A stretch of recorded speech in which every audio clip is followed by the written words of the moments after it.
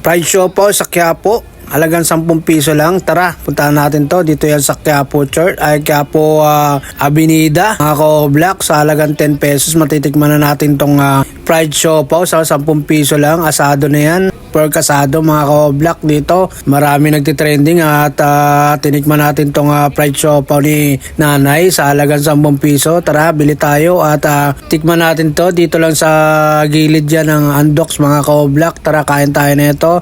Tapos meron pa sang sauce sa gilid, lalagyan natin ng sauce yan. Yan, titikman natin mga ko-black dito yung sa Avenida lang yan, oh. Pagkatapos natin magsimba, tara, kain tayo dito ng fried siopaw na kulay violet at saka kulay puti. Yan, nalagyan natin ng sauce. Sauce yan na pampasarap din, mga ko-black. Yan, kain tayo mga ko-black yan, oh. Sarap niyan, sa halagang 10 piso. Tinikman natin yan para meron tayo ditong makuntit, mga ko-black. Sa halagang 10 piso, yan, violet na siopaw, na fried siopaw na yan, mga ko-black. Asado ang flavor niya, yan, oh. Bago kayo kumain dito, mga ko-black, daan muna kayo sa Quiapo Church.